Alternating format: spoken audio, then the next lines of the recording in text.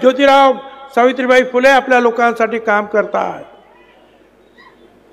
ती लढाई ब्राह्मणांच्या विरुद्ध नव्हती, ब्राह्मणत्वाच्या विरुद्ध होती. आणि त्या सिनेमामध्ये आपल्याला दिसेल की अनेक ब्राह्मण सुद्धा जे आहे, भावाळकर असतील, भिडे असतील, हे ज्योतिरावांच्या पाठीमागे उभे राहिले. त्यांना सुद्धा त्यांच्यावर हल्ले झाले. आज चित्र बदललेलं आहे, संदर्भ बदललेले आहेत, अन्याय करणारे बदललेले आहे.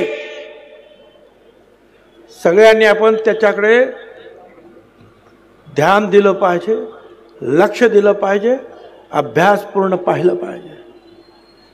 जे जे आपल्यावर अन्याय करतील त्यांच्या विरोधात आपल्याला उभं राहावं लागेल, एक मुखानं बोलावं लागेल.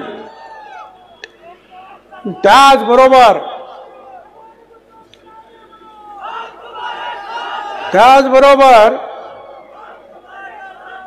आता आपल्या इथे जे आहे तैलचित्राचं अनावरण झालं. सगळ्यांनी जरा थोडंसं शांत राहा. मला बोलायचं आहे. तुम्ही जर म्हटलात तर मी लवकर बसेल. मग शांत राहा. चक्रवर्ती महाराज यशवंतराव होळकर, तुम्ही जसं महात्मा ज्योतिराव फुले, सावित्रीबाई फुले वाचलं पाहिजे, बाबासाहेब आंबेडकर वाचलं पाहिजे, शाहू महाराज वाचलं पाहिजे, अहिल्याबाई होळकर, मल्हारराव होळकर वाचले पाहिजे. निश्चितपणे जे आहे तुम्ही चक्रवर्ती महाराज यशवंतराव होळकर यांचं चरित्र वाचलं पाहिजे. अरे फार मोठा योद्धा या देशात होऊन गेला. अहिल्याबाई होळकर, मल्हारराव होळकरांबद्दल तर आपल्याला सगळ्यांना आदर आहे, माहिती आहे. पण यशवंतराव होळकर पुण्यामध्ये आले आपल्या भावांसहित पेशव्यांना भेटायला. दरवर्षी येतात त्याप्रमाणे. आणि सकाळी 3 वाजता त्यांच्या कनातींवर हल्ले झाले, भाऊ मारला गेला, यशवंतराव तिथून पळाले. पेशव्यांबरोबर शिंदे होते, सरदार शिंदे, सगळ्यांनी मिळून हल्ला केला. होळकरांचे राज्य घेऊन टाकलं. यशवंतराव एकटेच पळत सुटले. त्यांना वाटलं नागपूरमध्ये तिथे मला आसरा मिळेल. तो आसरा मिळाला सुद्धा. परंतु पेशव्यांनी परत नागपूरकर भोसल्यांना सांगितलं की त्यांना कैद करा. त्यांच्या कैदेचं फरमान निघाला. यशवंतराव आणि त्यांच्या बरोबर असलेले त्यांचे सहकारी 40-50 फूट उंच असलेल्या तुरुंगाच्या भिंतीवरून उडी मारून तिथून निघाले.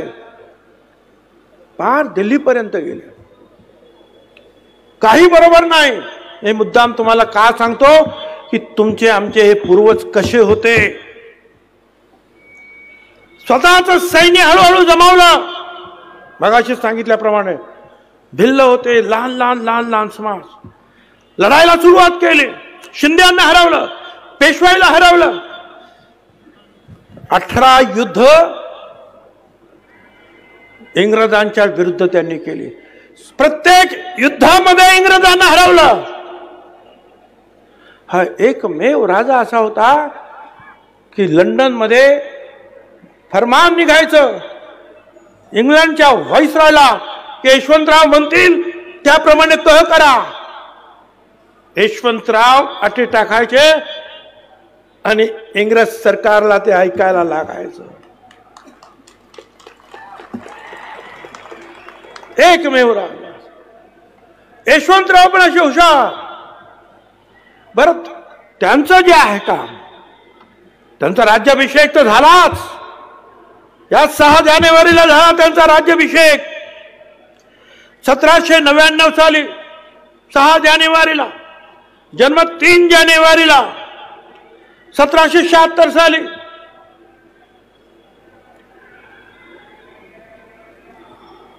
पण त्यांचं मूळ उद्देश काय, तर या देशातून इंग्रजांना देशाच्या बाहेर घालवणं.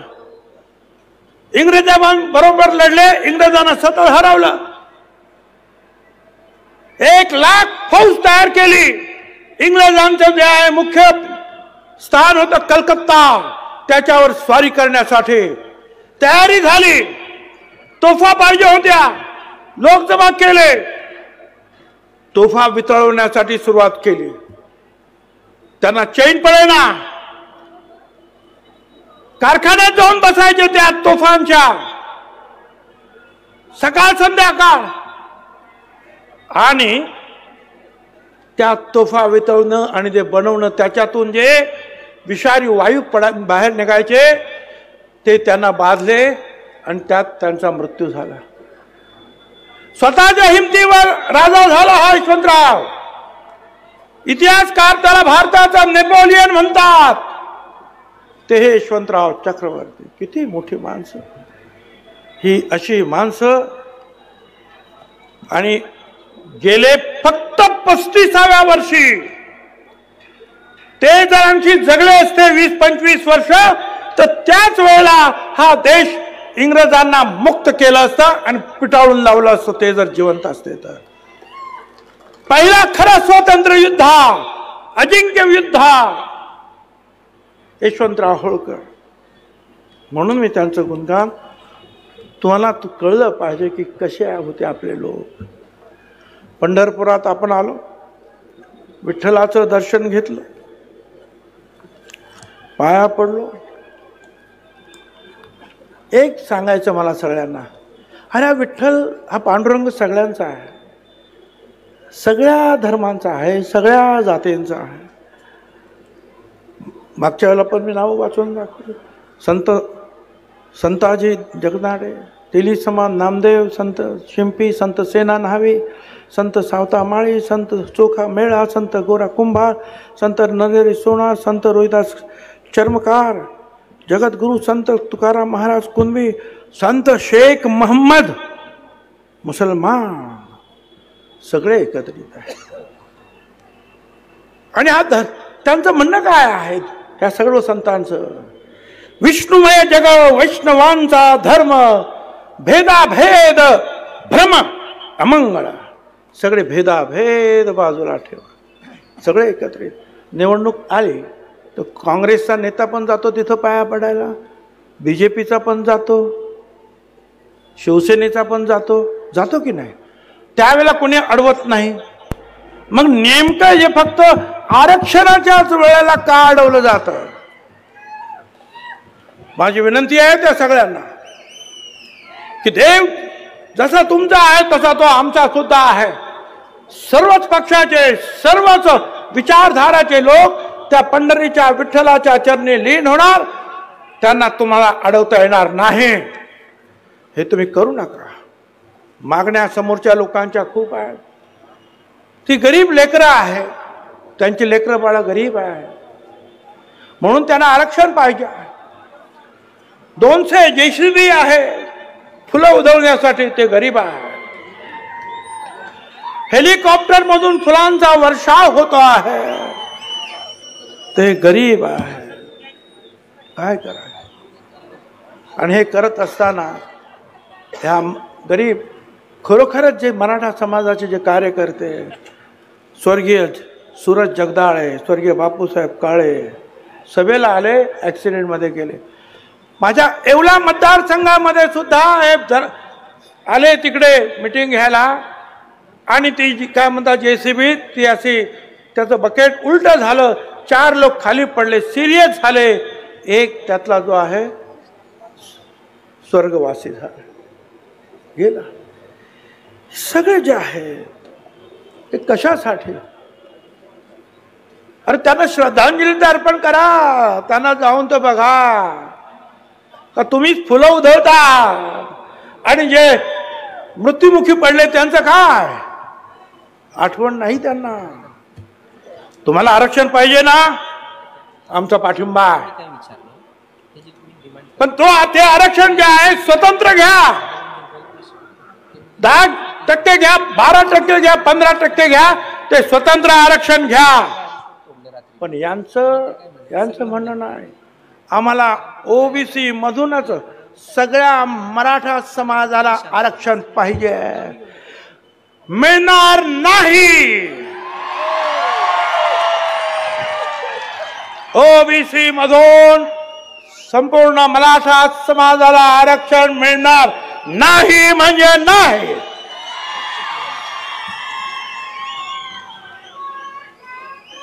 लोक घाबरले असतील। पुन्हा सांगतो, माझ्या विरुद्ध प्रचार करणारे जे लोक, त्यांना मला सांगायचं आहे, पृथ्वीराज चव्हाण, मी मंत्रिमंडळात होतो, ओबीसी त्या मराठा समाजाला आरक्षण देण्याचा कायदा झाला, मी हात वरती केला। फडणवीसांनी दुसरा कायदा केला, मी सपोर्ट केला। आता सुद्धा बसले आहेत ओबीसी आयोग ते करण्यासाठी। आता तो ओबीसी आयोग आहे का मराठा आयोग आहे याच्याबद्दल माझ्या मनामध्ये शंका आहे। कारण ओबीसीचे जे पूर्वीचे सगळे लोक तर ते अध्यक्षांसहित सगळे जे आहेत राजीनामा देऊन गेले आणि नवीन लोक आले आणि त्यांना सांगण्यात आलं की एवढ्या दिवसामध्ये हे सगळं काय करायचं आहे आणि त्याप्रमाणे काम सुरू आहे। ठीक आहे, मला सांगायचं आहे परत, मराठा आरक्षणाला विरोध नाही, त्यांना द्या, ते वेगळं द्या, मराठा समाजाला विरोध नाही, पण मराठा आरक्षणाच्या नावाखाली जी झुंडशाही चाललेली आहे त्याला मात्र आमचा विरोध आहे। तो आम्ही विरोध करणार। आमचे जे आहेत त्या ती गाणं तुम्ही ऐकलं असेल, आमची लायकी काढली जाते अनेक ठिकाणी। अरे पाहिलं ना, महाराजा यशवंतराव होळकर, छत्रपती शिवाजी महाराजांसारखाच पराक्रमी माणूस, 35 वर्षामध्ये चक्रवर्ती राजाचा, धनगर समाजाचा लायकी नाही त्यांची, आणि शिवाजी महाराजांचं नाव घेता आणि आमच्यावर हल्ले करता। शिवाजी महाराजांसाठी एक लक्षात ठेवा, शिवाजी महाराजांसाठीची लढणारी सेना त्याला मराठा सेना म्हणाले नाहीत कधी, मावळ्यांची सेना म्हणालेली आहेत। मावळा लढला, बहिर्जी नाईक, रामोशी, कान्होजी, आंग्रे, कोळी, मदारी, मेहतर, मुस्लिम, जीवा महाला, न्हावी, शिवा, काशीद, न्हावी, मल्हारराव होळकर, त्याच्यानंतर किती सांगावे, सगळे आपल्याला माहिती आहे। कर्तबगार लोक उभे निर्माण झाले, अहिल्याबाई होळकरांसारखे सुद्धा महिला सुद्धा निर्माण झाल्या। छत्रपतींची समाधी शोधून काढली महात्मा ज्योतिराव फुल्यांनी।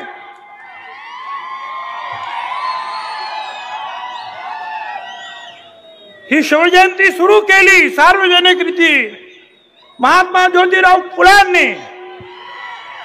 पहिला पोवाडा लिहिला छत्रपती शिवाजी महाराजांवर महात्मा ज्योतिराव फुल्यांनी। दुसरा पोवाडा गायला तो आमच्या मुस्लिम शाहीर अमर शेख साहेबांनी छत्रपतीवर शिवाजी महाराजांवर। आणि हेच पोवाडे आणि स्वतःचे पोवाडे पुढे मातंग समाजाच्या आमच्या नाभाऊ साठे छत्रपती शिवाजी महाराजांवर, हे सगळं बाबासाहेब आंबेडकर याच गरीब समाजामध्ये, मागास समाजामध्ये निर्माण झाले, ज्यांनी या देशाची घटना तर लिहिलीच, परंतु जगामध्ये कुठलाही नवीन देश निर्माण झाला तर त्या घटनेचा अभ्यास केला जातो आणि मग त्या देशाची घटना तयार होते। हे आहेत डॉक्टर बाबासाहेब आंबेडकर। माझी आपणाला विनंती आहे, गावागावामध्ये, शहरामध्ये, भाडेमस्तानमध्ये जिथे जिथे दलित बांधव असतील त्यांना आपल्याला बरोबर घ्यायचं आहे, आदिवासी असतील त्यांना बरोबर घ्यायचं आहे, बाकीचे लहान लहान समाज त्यांना बरोबर घ्यायचं आहे। त्यांच्यावर अन्याय जर झाला, एक तर आपण अन्याय करायचा नाही, आणि त्यांच्यावर कुणावर जरी अन्याय झाला तरी तुम्ही जे आहे ही ओबीसीची भटक्या मुक्तांची वज्रमूठ त्यांच्यासाठी उभी करायची आहे आणि त्यांना संरक्षण द्यायचं आहे। तुमच्या आमच्या सारखेच ते सुद्धा आज अडचणीत आहे। मग अशी सांगितलं पडळकरांनी सुद्धा, धनगर समाजाला धक्का लागणार नाही, वंजारी समाज नाही, तसं नाही. हे धक्का लागणारच. केंद्रामध्ये फक्त ओबीसी ओळखला जातो, निवडणुकीमध्ये ओबीसीच ओळखला जातो. आमचा एक सुद्धा ग्रामपंचायतीचा सुद्धा माणूस निवडून येणार नाही. हे कसं काय होणार? मला आपल्याला सांगायचं आहे की हा आपला इतिहास तर आपण लक्षात ठेवाच, परंतु त्याचबरोबर जे आहे अडचणी कशा कशा येते. या सोलापूर जिल्ह्यातील शेटफळ, जेऊर तालुका करमाळा, परीट समाजाचा कृष्णा सोनटक्के, तो त्याचे कपडे वगैरे धुतले, त्याचे जे काय कोणाचे तरी त्या कोणतरी दादा माणूस, अरे माझी उधारी खूप झाली, मला द्या रे माझे पैसे, घरात खायला नाही, एवढंच म्हणाला तो. आणि त्याला लोखंडाच्या रॉडने एवढा मारला, डोकं फोडला. तो आज हॉस्पिटलमध्ये जो आहे ICU मध्ये आहे. तक्रार झाली, गुंड सापडत नाही. या पोलिसांना मला विचारायचं आहे, बाबांनो हे काय झालं आहे? तुम्हाला जर गुंड सापडत नसतील ते भटक्या विमुक्त आणि ओबीसीना पाठवतो आणि त्या गुंडांना सापडून देतो. तुम्हाला सापडत नाही म्हणजे काय? असं एक नाही हो. मागे सुद्धा मी या दोन गोष्टी सांगितल्या. ह्या तारापूर नाला, तालुका पंढरपूर, स्वर्गीय विलास क्षीरसागर, त्याने एक काय पोस्ट टाकली त्या तुमच्या मोबाईलवर, मागे पण घेतली, माफी पण मागितली. एके दिवशी सकाळी पाहतो तर त्याच्या गळ्याला फास लागलेला आहे, दोरी झाडाला बांधलेली आहे आणि त्याने आत्महत्या केली म्हणून सांगताय. आत्महत्या केलेल्या माणसाचे पाय जमिनीवर टेकलेले आहे. असं होईल? पाय जमिनीवर टेकलेले असताना माणूस मरेल? आणि दुसरं म्हणजे झाडाला जर त्यांनी ती दोरी बांधली, तो मुलगा त्या झाडावर चढूच शकत नव्हता, कारण तो अपंग होता. मग तो कसा चढला? अजूनही जे आहे त्याच्याबद्दल जे आहे एवढं सांगून सुद्धा जे आहे कारवाई होत नाही. ह्याच सोलापूर जिल्ह्यामध्ये म्हाडा तालुक्यातील तुळशी गावामध्ये नाभिक समाजाच्या काशीद कुटुंबातील लोकांना मतदान केलं नाही म्हणून जीवे मारण्याचा प्रयत्न करण्यात आला. संपूर्ण घर, गाईचा, जनावरांचा गोठा जाळून टाकला. कोणी आलं ना त्यांच्यामध्ये? जे कोणी आले त्यांना सुद्धा बेदम मारहाण केली, विष पाजून जीव मारण्याची धमकी दिली. मला होम डिपार्टमेंटला सांगायचं आहे, हे काय चाललेलं आहे? हे थांबवा ताबडतोब. या अशा प्रकारचा अन्याय होत असेल तर तुम्हाला त्याच्यामध्ये लक्ष घालायला पाहिजे. ताबडतोब जे कोणी गुंड असतील, ज्यांनी मारहाण केली असेल, अन्याय केले असतील, त्यांना न्यायालयात पुढे उभं करा, शिक्षा करा त्यांना. मोठी गंमत चालली आहे ह्या राज्यामध्ये. एक बाळासाहेब सराटे, ते हायकोर्टामध्ये त्यांनी केस लावली. आता फेब्रुवारीमध्ये परत तारीख पडली आहे. काय तर या ओबीसी मधले जे धनगर आहेत, वंजारी आहेत, माळी, सुतार, भटके, हे सगळे जे असेच घुसलेले आहेत, त्या सगळ्यांना बाहेर काढा. ओबीसी मधून आम्हाला बाहेर काढा. हायकोर्ट हा मराठा समाजाचा नेता आहे. मराठा मोर्चा करण्यासाठी हात होता. म्हणजे एकीकडे आम्हाला बाहेर काढा आणि दुसरीकडे संपूर्ण मराठा समाजाला ओबीसी मध्ये घ्या. काय धंदा आहे हा? अरे आमचं आरक्षण आजचं नाही रे, कित्येक वर्षाचं आरक्षण आहे आमचं. यशवंतराव चव्हाण असताना आरक्षण मिळालं. मंडल आयोग VP सिंग यांनी आरक्षण दिलं. 9 जजेस सुप्रीम कोर्टात त्यांनी त्याच्यावर शिक्का मारला. PV सावंत मोठे विचारवंत न्यायाधीश, ते सुद्धा त्यावेळेला त्या न्यायपीठावर बसले होते. ते आमचं काढून घ्या आणि मराठा समाजाला दुसरीकडून ओबीसी मध्ये आरक्षण द्या म्हणून प्रयत्न होतो आहे. मला कळत नाही हा दुहेरी आहे. आणि मग ते सांगताना काय सांगणार? आमची लेकरं बाळ चांगली आहेत लेकरं बाळ. आता मुंबईला जाणार तर त्यांची गरीब लेकरं बाळ 200 मोटर गाड्या घेऊन मुंबईत गेले. का? तर मैदान बघायला, कुठे उपोषण करायचं आहे. मला काय कळत.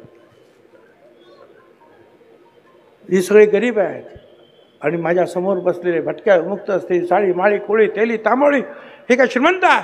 मुळात हे आरक्षण हे गरिबी आणि अमिरी याच्यावर नाही.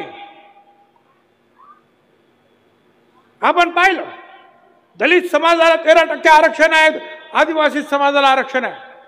त्या दलित समाजातले अनेक लोक डॉक्टर होतात, इंजिनियर होतात, सुप्रिंटेंडेंट होतात, कमिशनर होतात, कलेक्टर होतात. पण आजही झोपडपट्ट्यांमधून हीच माणसं आहेत. हाच दलित समाज आहे, आदिवासी समाज आहे, गरीब आहे. आरक्षण मिळालं म्हणजे सगळा श्रीमंत होतो समाज असं नाही. आणि श्रीमंतीवर आणि गरिबीवर आरक्षण दिलं जात नाही. आरक्षण कुणासाठी आहे? आरक्षण हजारो वर्षांपासून जे दबले पिचलेले आहेत त्यांना इतरांच्या बरोबर घेऊन येण्यासाठी आरक्षण आहे. त्यातल्या काही लोकांना कलेक्टर होतात, डॉक्टर होतात आणि मग ते सुद्धा जे आपल्या मुलाबाळांना शिकवतील, पुढे येतील म्हणून आरक्षण आहे. श्रीमंत आणि गरिबीवर आरक्षण नाही. आज एखादा माणूस गरीब आहे म्हणून त्याला आरक्षण जर दिलं, काय सांगावं? 5 वर्षानंतर तो एखादा उद्योग करेल आणि श्रीमंत होईल, मग त्याचं आरक्षण गेला आणि तो श्रीमंत झाला. किंवा उलट, आज श्रीमंत आहे म्हणून त्याला आरक्षण नाही, दुर्दैवाने उद्या तो गरीब झाला, मग आरक्षण नाही. हे आरक्षण जे आहे हे तुमच्याकडे किती श्रीमंती आहे, कमी जास्त याच्यावर नाही. आरक्षण जे आहे सामाजिक दृष्टीने तुम्ही किती मागास आहात त्याच्यावर ते आरक्षण आहे. आणि ते सांगतात की आम्हाला मिळालं नाही. हा जो MPSCच्या परीक्षेमध्ये सुद्धा आज आपण पाहतो आहोत, ज्या जागा भरलेल्या आहेत मराठा समाजाच्या 33.5% A ग्रेड मध्ये आहेत, B, C, D ग्रेड मध्ये सुद्धा 37% केवळ मराठा समाजाच्या आहेत. IAS मध्ये सुद्धा 16% आहेत, IPS मध्ये 28% आहेत, IF इंडियन फॉरेस्ट सर्व्हिसेस मध्ये 17% आहे. अख्ख्या या मंत्रालयामध्ये 54% मराठा समाज भरलेला आहे. आणि आज आमच्याकडे मात्र उत्तर येत आहे ओबीसी समाजाला फक्त 9.5% अजून जागा भरलेल्या आहेत आतापर्यंत. 27% आरक्षण सुद्धा भरलेलं नाही. ज्या लगबगीनं, ज्या घाई गर्दीनं मराठा समाजासाठी काम करत आहात, त्याच घाई गर्दीनं, त्याच प्रेमानं हे आरक्षण आमचं आहे तेवढं भरण्याचं सुद्धा काम सुरू करा. आमचं आरक्षण भरा. 9.5% जे आहेत त्या 27% पूर्ण भरा. हा आकडा जो आहे आमचा नाही, या सरकार दरबारचेच आकडे आहेत.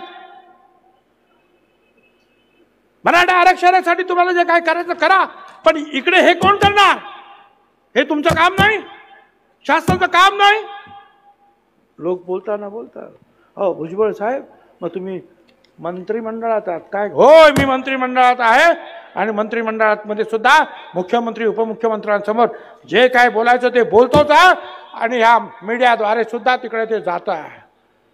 कोण मंत्रिपदाचं राजीनामा? अरे मंत्रिपद वगैरे मी त्याची पर्वा करत नाही, तुमच्या आमदारकीची सुद्धा पर्वा करत नाही. आणि तुम्ही सांगता त्याप्रमाणे हेही तुम्हाला सांगतो, भुजबळ आता कुठलं मंत्रिपद पण नको आहे आणि मुख्यमंत्रीपद सुद्धा नको आहे, पण एक या गोरगरिबांची काळजी घेणारं सरकार या महाराष्ट्रामध्ये आलं पाहिजे. याच्यासाठी मात्र आम्ही सगळे आकाश पाताळ एक. केवळ एका समाजासाठी सरकार काम करणार नाही, तर ह्या गोरगरिबांसाठी सगळ्यांसाठी समान न्याय देण्याचं काम तुम्हाला आम्हाला करावं लागेल. आमची मुलं सुद्धा हुशार आहेत ना. अरे ओपन मध्ये 54% कट ऑफ झालेला आहे. शेड्यूल कास्ट मध्ये सुद्धा 54.5 आहे आणि ओबीसी सुद्धा 54% कट ऑफ आहे. आमची मुलं हुशार आहे, आमची आहे लायकी आहे. आमची MPCC मध्ये सुद्धा आज 106 ओपन मध्ये कट ऑफ, तो ओबीसी मध्ये 106.5 हा कट ऑफ पॉइंट आहे. VJNT मध्ये सुद्धा 106.5 आहे. आमची पोरं हुशार आहेत, नाही असे नाही. परंतु जे आहे तुम्ही आमच्यावर अन्याय करू नका. खोट्या रीतीने जे आहे कुणबी जे खरे आहेत आमचं काही म्हणणं नाही, परंतु आजकाल जे आहे खोट्या रीतीनं जे आहे कुणबी सर्टिफिकेट देण्याचं काम सुरू आहे. माझ्या हातामध्ये काही ठिकाणचे रेकॉर्ड आहे सर्रास. त्याच्यात माळी तो पण कुणबी, जैन तो पण कुणबी, लिंगायत कुणबी, मराठा कुणबी, सगळे कुणबी. त्याच्यावर शिक्के आहेत सरकारचे. कोणी येऊन पाहू शकतं, कधी पाहू शकतं. हे काय चाललंय? ऑफिसमध्ये बसून कुणबी लिहायचं आणि सर्टिफिकेट वाटायचं. हे काय चाललंय? हे थांबलं पाहिजे. आमदार आता विधानसभा झाली, एखादा आमदार असेल, आमदार कुठेंचं मला नाव घ्यावं लागेल, BJPचे आमदार, पण ते म्हणाले की तुम्ही हे सगळे जे काही बोलता आहात आमदार, भुजबळांवर टीका करता, ओबीसींवर टीका करता, मराठा समाजाला आरक्षण मिळालं पाहिजे, केवळ मतांसाठी हे तुम्ही करू नका. मतांकडे पाहून ही भाषणं करू नका. त्यांचं म्हणणं बरोबर आहे, कारण मतं आमच्याकडे सुद्धा आहेत. आणि एक लक्षात ठेवा, आता हे 54% त्यांच्याबरोबर VJNT तर आहेच, पण त्याचबरोबर दलित, आदिवासी आणि इतर सर्व समाजाचे लोक सुद्धा आता या ओबीसी समाजांबरोबर आहे, हे लक्षात ठेवा. तर मला तिथे सांगायला लागले, अहो भुजबळ, तुम्ही शांतता भंग करता आहात. तुम्ही ओबीसी आणि मराठ्यांमध्ये लढाया लावता. मी लावला. सुरुवातीचे 2 महिने जालनावाले, मला त्यांचं नाव सुद्धा घ्यायचं नाही, शिव्या देत होते. मला सातत्याने शिव्या देत होते. मी गप्प बसलो. पण ज्या वेळेला अख्खं बीड पेटवलं, ठरवून लोकांची घरं पेटवण्यात आली, पेट्रोल बॉम्ब टाकण्यात आले, धडाधड गाड्यांचे स्फोट झाले, हॉटेला जाळण्यात आली, आतमध्ये बायका पोरं होती, आमदारांची बायका पोरं आतमध्ये होती. कशी वाचली देवाला माहिती. या क्षीरसागरचं घर, जयदास क्षीरसागर माजी मंत्री आणि आता आमदार संदीप क्षीरसागर, आतमध्ये पोस्ट ग्रॅज्युएट असलेली डॉक्टर, त्यांची सून जयदत्तची पुतण्या करणार का? त्यांची आई काकू कित्येक वर्ष ज्या खासदार होत्या, सगळे एकत्र राहतात. ज्वाळा फडकल्या, धूर आतमध्ये यायला लागला, लहान पोरं कासावीस झाली. वाचवायचं कसं? पाठीमागे भिंत जी आहे, घराच्या भिंत, ती सुद्धा 20-20 फूट उंच. शेवटी त्या महिलांनी त्या लेकरा बाळांना पायाला धरून उंच केलं, खुर्चीवर चढले आणि पलीकडून जे आहे मुसलमान बांधव, त्यांनी त्याला वरती ओढून घेतलं आणि आपल्या घरी घेऊन गेले. छत्रपती शिवाजी महाराजांनी हे शिकवलं तुम्हाला? आपल्याच लोकांवर हल्ले करा. कल्याणच्या सुभेदाराला सुद्धा साडी चोळी देऊन सन्मानानं रवानगी करणार आमचा राजा छत्रपती शिवाजी महाराज. आणि तुम्ही बायका पोरांची सुद्धा काळजी तुम्हाला नाही. आपल्याच महाराष्ट्रातील काय त्यांचा गुन्हा? त्यांचा गुन्हा काय? तेली समाजाचे आहे म्हणून, माळी समाजाचे आहे म्हणून. ते प्रकाश सोळंकी ते एवढंच म्हणाले होते की बा आरक्षणामुळे सगळ्यांना काही आरक्षण मिळत नाही, उद्या आरक्षण मिळालं म्हणजे सगळा मराठा समाज नोकरीला लागला, असं होत नाही. 1-2% लोकांना त्याचा फायदा होईल, एवढं ते म्हणाले. आणि हे खरंच आहे, हे खरंच आहे ना, आज सुद्धा ते खरं आहे. ते एवढंच म्हणाले. बस त्यांच्या घरावर 300-400 लोकांचा हल्ला ठरवून. पेट्रोल बॉम्ब टाकले, ऑफिसं जाळली, घरात घुसले, तर काय. आणि जेव्हा पकडण्यात आलं ह्या सगळ्यांना, त्यावेळेला मग हे म्हणाले सोडा. पण मगाशी मी सांगत होतो ते जे आमदार जे मला सांगत होते की तुम्ही 2 जून जर आमच्यामध्ये येणार आहात, म्हणजे मराठा ह्या महाराष्ट्रामध्ये औषधाला सुद्धा उरणार नाही, कारण सगळेच कुणबी होणार आहे. मग सगळेच जर कुणबी होणार आहे तर मग तो आयोग कशाला. आणि मराठा समाजासाठी वेगळा कायदा करण्याची गरज काय. सगळ्यांनाच पाहिजे ना. कारण आता जे नवीन महात्मा गांधी जे आहे जे उपोषण करणारे ते सांगतात की आम्हाला ओबीसी मधूनच द्या. अरे वा, ओबीसी मधून अजिबात नाही. मराठा समाजाच्या विरुद्ध नाही, मराठा समाजाला वेगळं आरक्षण द्या. मराठा समाजाला ओबीसी मध्ये आरक्षण घेता येणार नाही. आणि तुम्हाला मी सांगतो, फक्त ह्या रॅलीज मध्ये नाही, गावागावातून जे आहेत छोट्या मोठ्या मिरवणुका निघाल्या पाहिजे, कॅन्डल मार्च निघाले पाहिजे, ओबीसी एक करण्याच्या घोषणा झाल्या पाहिजेत. छोट्या मोठे जे काही नेते असतील, लीडर असतील, स्थानिक नेते, त्यांनी भाषणं केली पाहिजेत. लोकांना जागा करावं लागेल. जे जे कुणबी सर्टिफिकेट घेतात त्यांच्यावर नजर ठेवावी लागेल. आणि जे जे कोणी खोटे असतील त्यांच्या विरुद्ध जे आहे कार्यालयावर, कलेक्टर कार्यालयावर मोर्चे लावावे लागतील आणि सांगावे लागतील, अरे हे कुणबी नाहीत, हे तर भलतेच आहेत. हे तुम्हाला करावं लागेल. फक्त आपण भाषण करून चालणार नाही. गावागावामध्ये हा लढा तुम्हाला उभा करावा लागेल. गावागावामध्ये चाललेले जे काही खोटे आणखी जे दाखले देण्याचं काम होईल, किंवा गावागावामध्ये आता जे काही मराठा समाजाचं सर्वेक्षण होईल तिथे सुद्धा आपल्याला लक्ष द्यावं लागेल. आणि काम बरोबर होतं की नाही हे तुम्हाला पाहावं लागेल. महाराष्ट्रातील तमाम ओबीसी, दलित, आदिवासी समाजाच्या सगळ्याच लोकांना मी आवाहन करतोय की जे काही ते करणार आहेत त्याच्यावर लक्ष ठेवा. जे खोट्या रीतीने आतमध्ये घुसतील त्यांच्यावर आक्षेप घ्या. खोटं सर्वेक्षण कोण करीत असतील तर त्याच्या विरोधात उभे राहा. हे एकटा छगन भुजबळाचं, पडळकरांचं, शेंडगेचं, यांचं त्यांचं हे आमचं काम नाही, सगळ्यांचं काम आहे. अख्ख्या राज्यभरामध्ये कुणबी समाजाचा सगळ्यांनी जे आहे जे ओरिजिनल कुणबी आहेत आमचे त्या सगळ्यांनी उभं